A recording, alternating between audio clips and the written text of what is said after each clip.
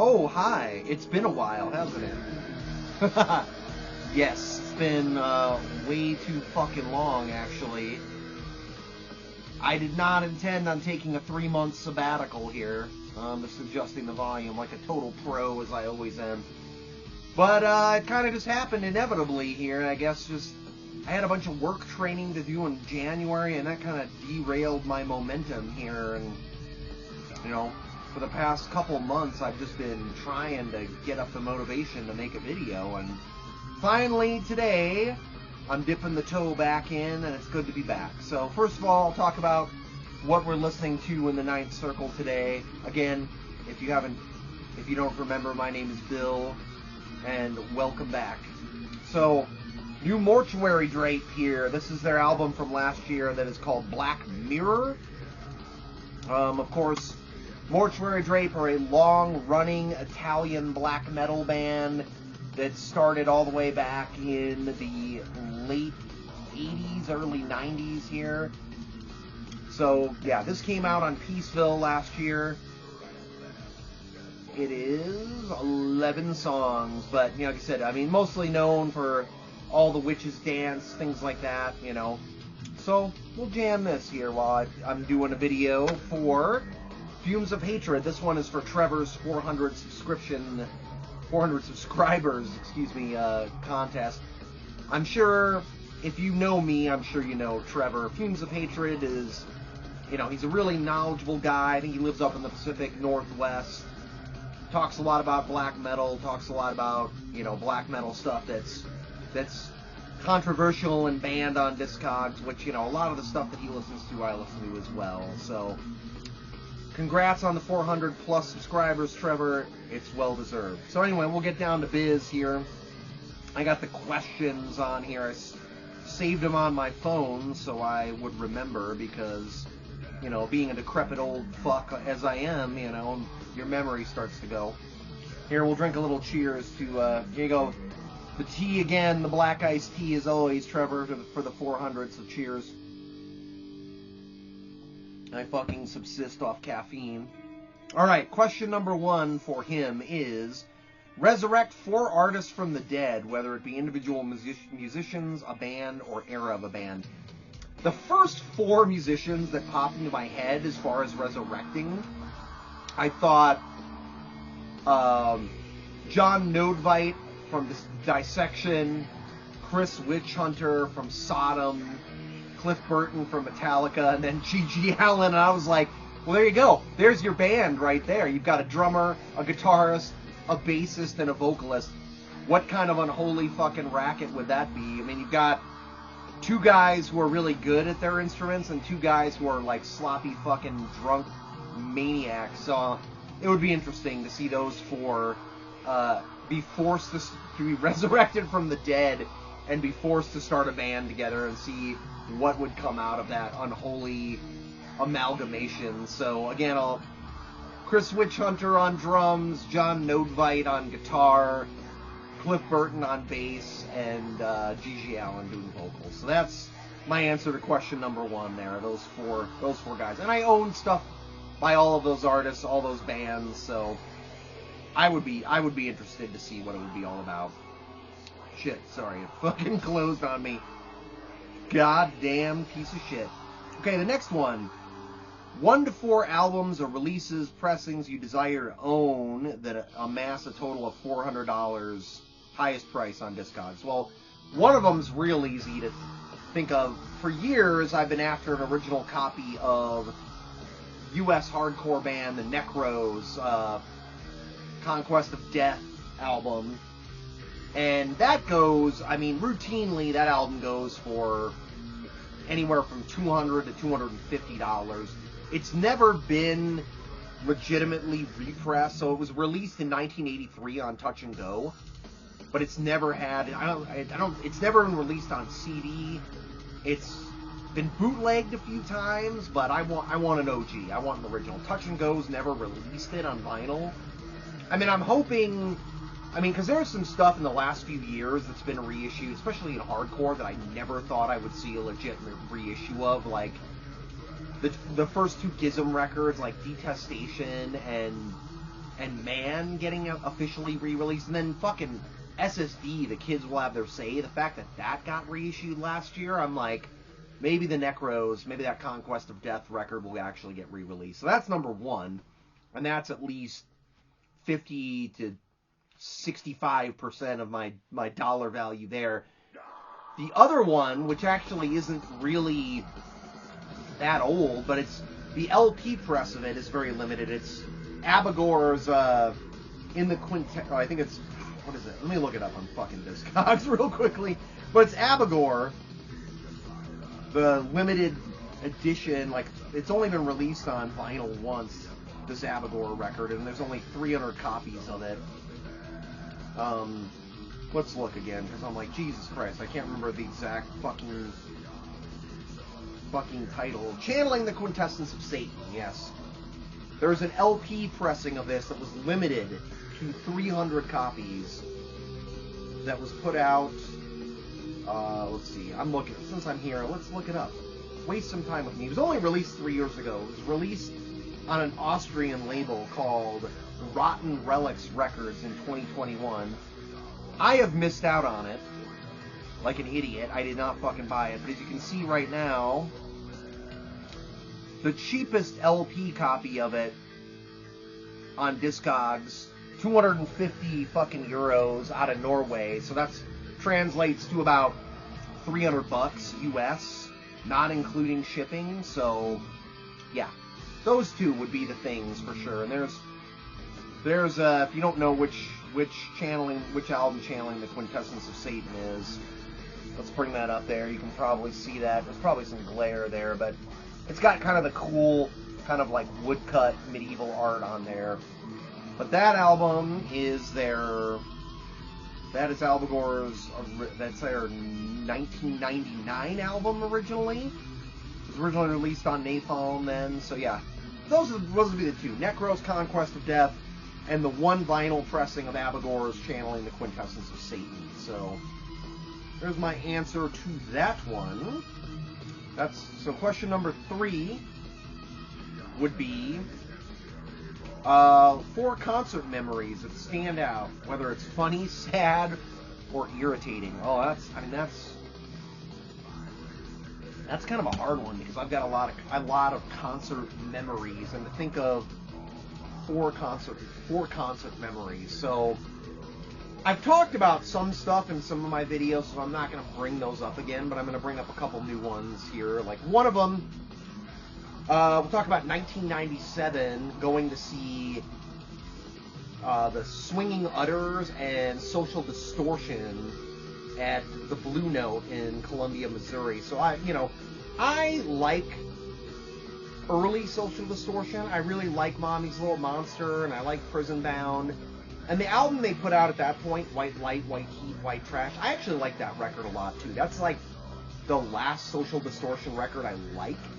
I mean, and some of the ones in between, I'm not the biggest fan of, like the self-titled, and then Somewhere Between Heaven and Hell. I'm like, they're a little more rockabilly, they're a little cheesier, those records. But anyway, I mean, I was a pretty big Swingin' Utters fan at that point too. So like I said, I'm a punk fan, and I really like Stiff Little Fingers, and I liked the first couple Swingin' Utters records too. And I think at that time they had probably just released their second album, Juvenile Product of the Working Class. So anyway, I was like, went with some friends to go to the show. One of my buddies, this guy, his name is Mike.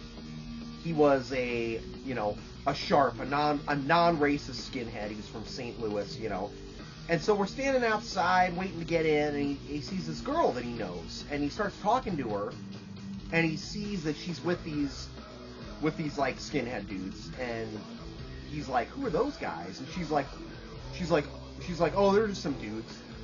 And he was like, "What? Why are you being weird about it?" And she basically was like, "Oh, never mind," and kind of like walked away. And he was checking these dudes out, and I guess they were like Nazi skins. They were Nazi skins. She was hanging out with Nazi skins. So being that he's like a sharp, he kind of starts mouthing these guys and shit, And there were 3 of us and 2 of them, but we were like, yeah, okay, some shit's probably gonna get started inside. And it did. Like, You know, when he was in the pit and stuff, I know they tried to start a fight with him, but he was a big dude though. So and one of the guys was obviously kind of fat and not real intimidating. The other dude was like average build. You know, I'm not some big tough guy. Even back then, I wasn't some big tough guy. But Mike was a pretty big fucking kind of built like a rugby player. He didn't play rugby, but he had that kind of build. So I mean, we had his back, but not much was really needed. They tried to start some shit with us. They tried to like fucking slam into us in the pit and stuff. But I mean, ultimately it was nickel and dime bullshit. So that was kind of an interesting one, like, because there was tension throughout the show of like whether or not something was going to happen, but it was pretty minor actually. So there's concert memory number 1.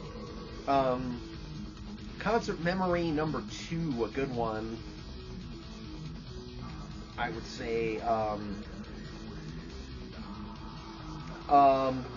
Maryland Death Fest. Here's a good one. I've gone to Maryland Death Fest twice in my life. I went, first time was 2019, second time 2022. But in 2019, anyway, I was walking. It was the last day. It was like Sunday. It was you know, day before Memorial Day. I'm walking into the club, getting ready. We were gonna go. I can't remember who was gonna play, but the Chasm was playing that day. You know, but first thing, I'm walking into Ram's Head. It's, you know, it's hot outside, and you walk in, and it's really dark, and I'm clumsy anyway, right? I'm tired, I haven't been sleeping well, and it's fucking clumsy. It's cool and dark inside after I've been outside, and I'm walking down a step, and I fucking roll my ankle. I roll my fucking ankle. There's actually, if you follow me on Instagram, there's a picture of what my ankle looks like later that night. I rolled it, and it hurt a lot. And at first, I was like, oh, maybe it's going to be okay.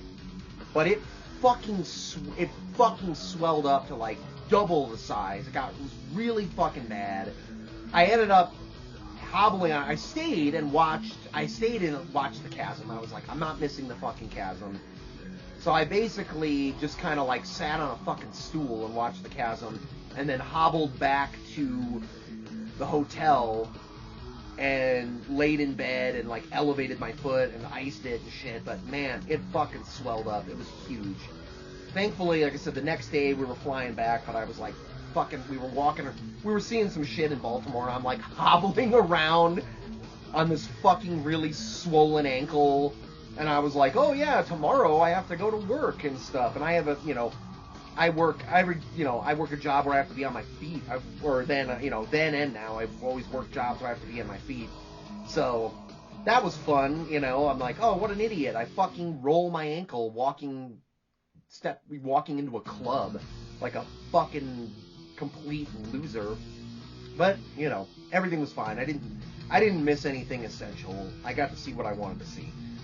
So that'd definitely be number 2. God, there's so many. Number 3 concert memory. I remember going to see, this one's just kind of a weird one. So I remember going to see Iron Maiden. I got free tickets to see Iron Maiden in the year 2000, right? It was when they were on their comeback album with Bruce. They were on Brave New World. And it was also in St. Louis. And we're going through the metal detector. I had a bullet belt on. You know, I don't know why, because I'm just like, fuck. Sometimes I would wear a bullet belt, especially back then. Fucking 24 years ago when I was a much younger guy. And they basically, like, the security's like, you can't bring that in here. You can't wear that. You got to take that and put it back in the car or whatever. And I was kind of like, really? I'm like, the shells aren't live or anything. I'm like, it's just empty shell casings. And they're like, you can't wear that. You can't bring that in here. So I had to get out of line, walk back to our car, take off the bullet belt, and put it inside. And I was kind of like giving them some shit. I'm like, are you going to kick out the dudes in Iron Maiden if they're wearing bullet belts, or Rob Halford, like he's playing? Because they were playing with Halford and Queensryche or whatever, and I don't know. Anyway, yeah, I mean, it was just kind of an inconvenience, but it was fine. Got in there, saw saw Halford, Queensryche, and Maiden, and Maiden were awesome, you know. So that's number 3, just me being a dummy and not really thinking that wearing a bullet belt into a big, you know, giant concert venue, giant, like, outdoor amphitheater was going to be a big deal, but apparently it was, even then. And then... Oh, here's a great one. So I used to live in a house in Missouri that we used to book shows. I lived there from like 2000 to like 2000, late 2002. So for almost 3 years, and there were a lot of good memories of shows there and things like that. And I remember one time, it was in the summer. We had our friends. It was the band The Awakening, which, you know, people, some like Pat over at Ground Zero Salem to talk about it. I think The Awakening was playing a show at our house. You know, their previous band Memento Mori had played there. You know, and you know, other bands and stuff. Anyway, so it was really hot, and I don't know. I was in a weird phase where I decided to get naked at the show, and I stripped down to like I was wearing nothing but like tennis shoes and was like pretending to like battle orcs like with a sword and a shield at our basement show, and it was fun. I mean, nobody was freaked out. I mean, it was just one of those things where it was like, yeah, this is gonna be funny. And then we lived near a lake, and then after the show I ran and dove into the lake and stuff like that. So that was fun. That was a fun one. So that would be my 4 concert memories, as embarrassing as some of them are there. So all right, so that's 3 out of the 4 questions. Let me get back to 4. Sorry, my phone keeps closing out, you know. Again, super fucking pro. Okay, the 4 best bands you've seen live ever.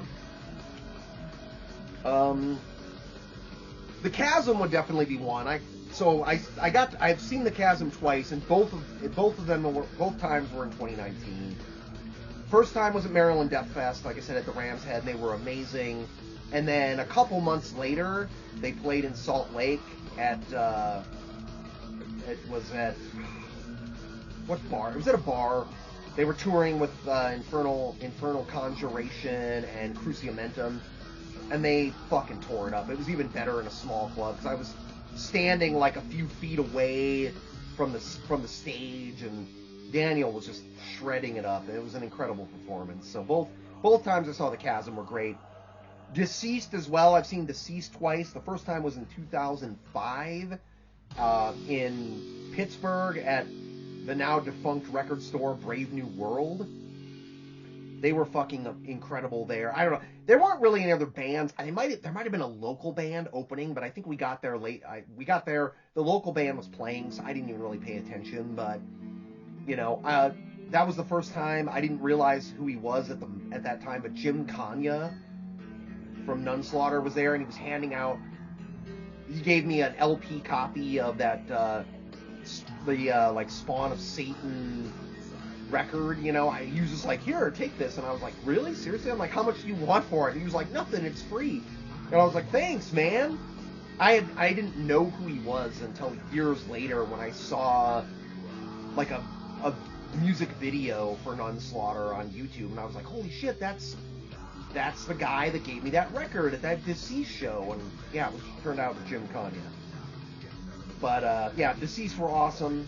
That it was like right after they had released The Weird Travel-On, which was kind of a comeback record for them. It was the first thing they'd done after King had his heart attack, and they had gotten dropped from Relapse, so it had been, I don't know, it had been like 4 years since they released anything, so, and they were really good. And then I got to see him last year here in Salt Lake at Aces High, King and the touring lineup, and they were he was sick, but they were still really good.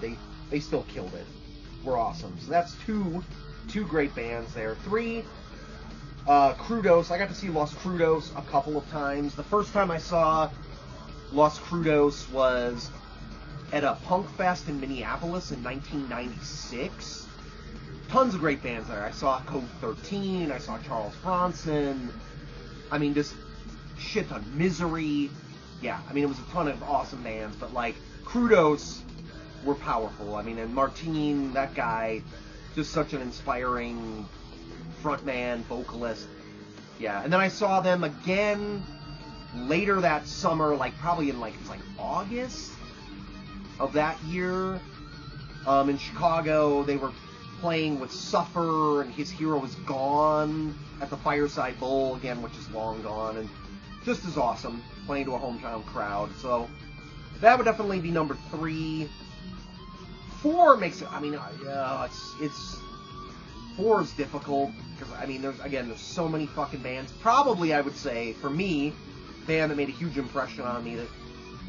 So there was a band, they were you can call them a screamo band. It was one of the first shows I ever booked at that house I was living at. They were called the Sutek Conspiracy.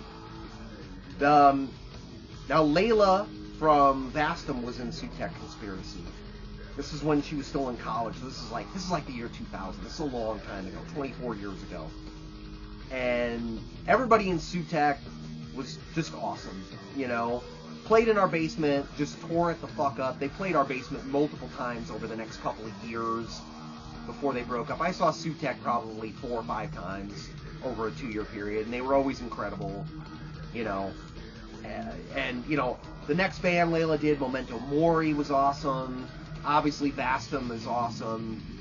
Layla's solo stuff's incredible, so, you know, check that out. All that stuff. But those are probably, you know, some of the 4 just, like, biggest memories that have had the biggest impact on me as far as, like, you know, live concert stuff. So, anyway, that's all I've got. It's good to kind of dip my toe back in. I'm planning, I'm going to make another video here soon. We'll probably just be, you know, talking about some recent pickups. I do have another video in mind for a specific topic video. I got a few other options for my Attack of the Clones series too, but I'll be back really quick here. Like I said, I just needed to fucking get back in the swing of things, and this is it. So, Trevor, keep spreading the fumes of hatred. Congrats on 400 subscribers, and I will see you all again in the 9th Circle.